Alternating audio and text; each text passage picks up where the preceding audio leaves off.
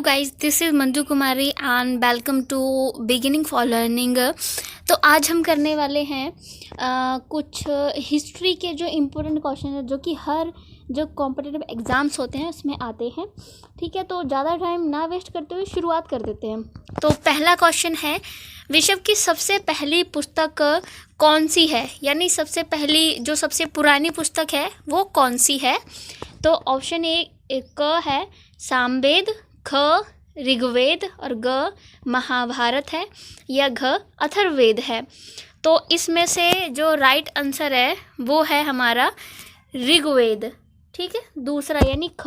ऋग्वेद जो है वो विश्व की सबसे पुरानी पुस्तक है जो कि 1500 BC में जो है वो लिखी गई थी, या फिर हम इसको 3500 वर्ष पुरानी पुस्तक भी कह सकते हैं।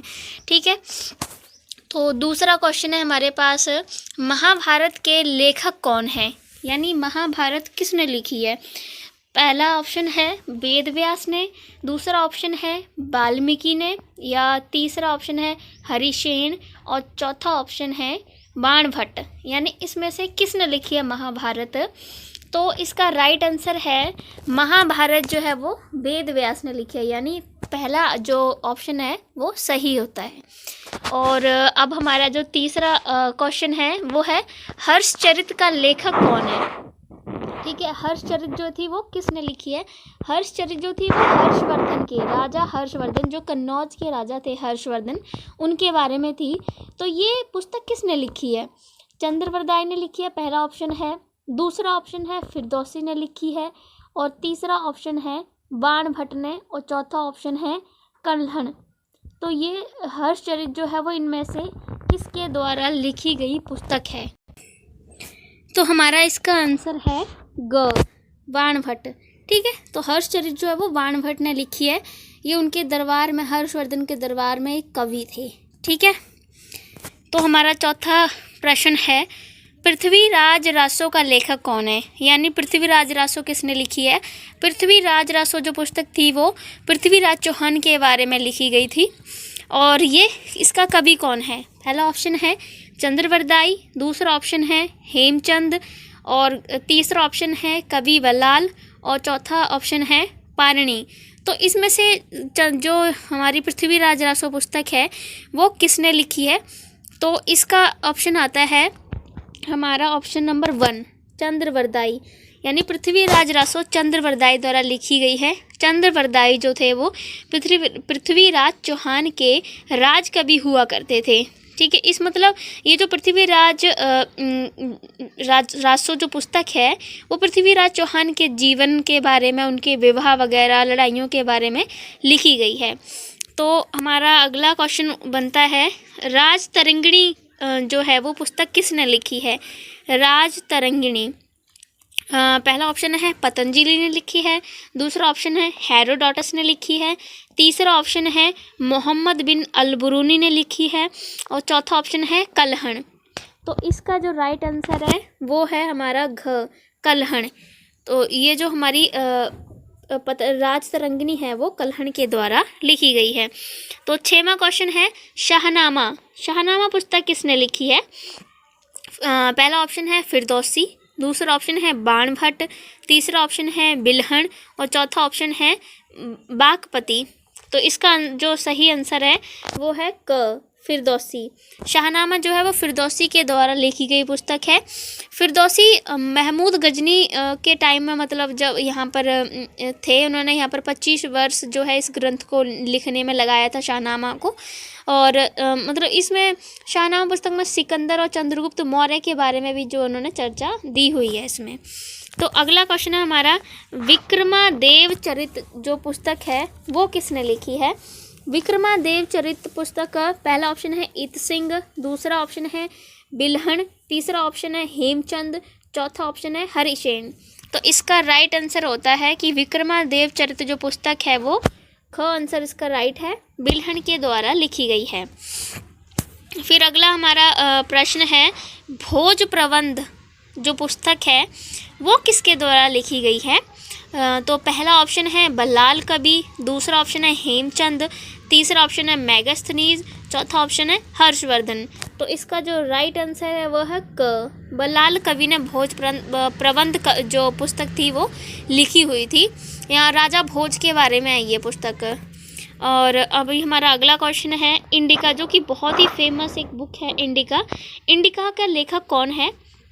पहला है एरियन है, दूसरा डिमैक्स, और चौथा है हमारा तीसरा ऑप्शन है मेगास्थनीज, चौथा है हमारा ऑप्शन हेरोडोटस। तो इंडिका तो बहुत ही एक फेमस बुक है।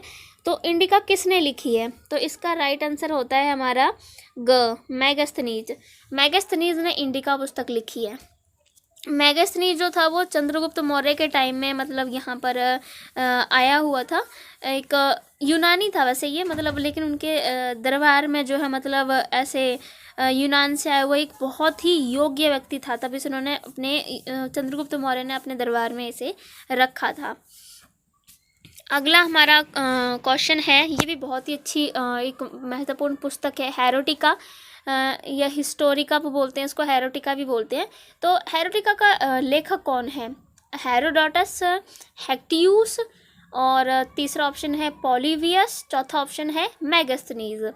पहला ऑप्शन है हेरोटिका किसने लिखी है? हेरोडोटस ने लिखी है। दूसरा ऑप्शन है हेक्टियूस ने, और तीसरा ऑप्शन है पॉलीबियस, चौथा ऑप्शन है मेगास्थनीज।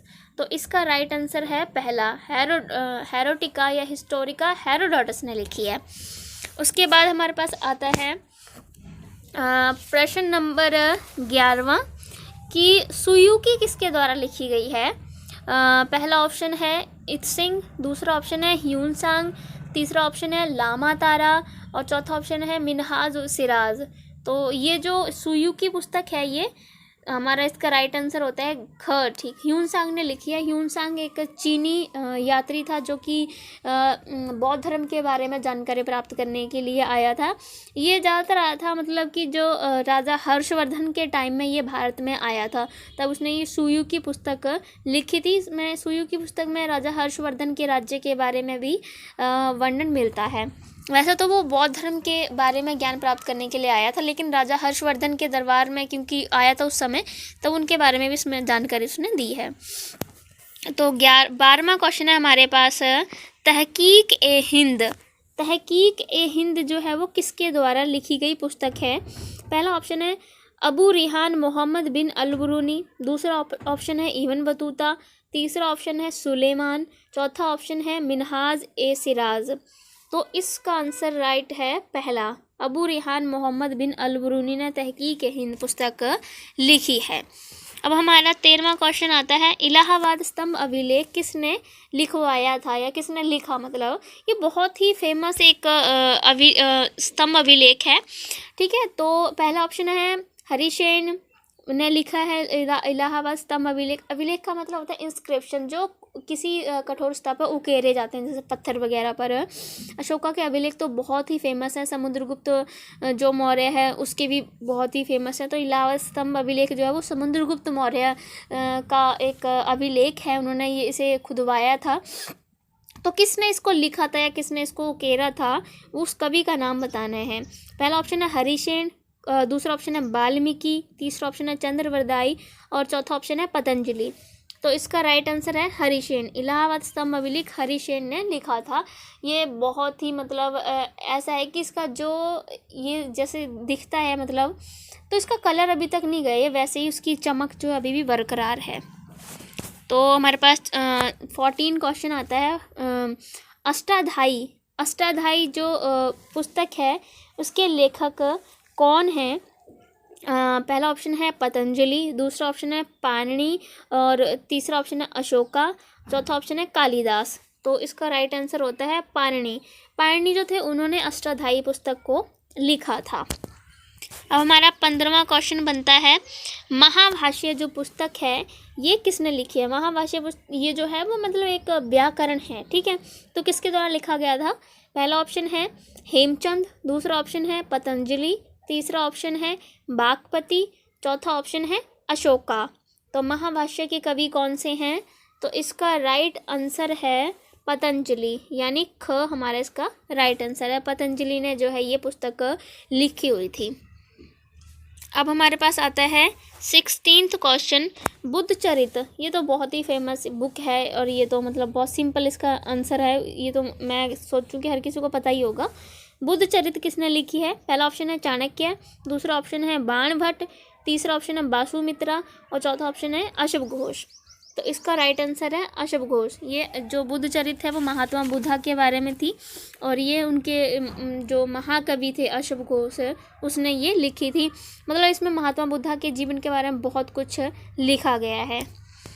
अगला क्वेश्चन है कल्पसूत्र किसने लिखा है? जो पुस्तक है कल्पसूत्र, उसके लेखक कौन हैं?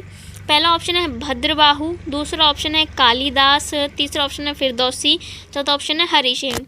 तो इसका राइट आंसर है क, भद्रबाहु ने कल्पसूत्र लिखी थी। अगला क्वेश्चन है हमारे पास, पुराणों की संख्या कितनी है? पुराण कितने हैं? 17 हैं पहला ऑप्शन, दूसरा ऑप्शन 18 है, तीसरा ऑप्शन 20 है, चौथा ऑप्शन 25 है। तो पुराणों की संख्या 18 है, यानी ख इसका राइट आंसर है। उसके बाद हमारे पास अगला क्वेश्चन आता है, रामायण किसने लिखी है? ये तो बहुत ही बेसिक सा क्वेश्चन है, सबको पता होगा। रामायण पहला ऑप्शन है वेद व्यास, दूसरा ऑप्शन है वाल्मीकि, तीसरा ऑप्शन है कालिदास, चौथा ऑप्शन है बाणभट्ट। तो इसका आंसर है वाल्मीकि, यानी ख आंसर इसका सही है। वाल्मीकि ने जो है वो रामायण लिखी थी। उसके बाद हमारे पास ये लास्ट क्वेश्चन है आज का, वेदों की संख्या कितनी है? तो ये तो बहुत ही बेसिक क्वेश्चन है।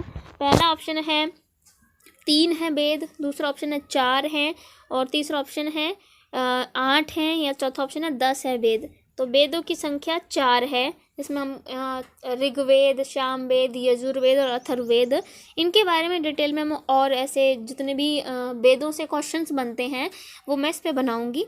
अच्छा, तो आज इस वीडियो में मैंने 20 क्वेश्चन कवर किया। मैं हिस्ट्री के ये जो भी हमारे इंपॉर्टेंट क्वेश्चंस हैं, जो भी कॉम्पिटिटिव एग्जाम्स में आते हैं, वो यहाँ पर कंटिन्यू कर रही हूँ।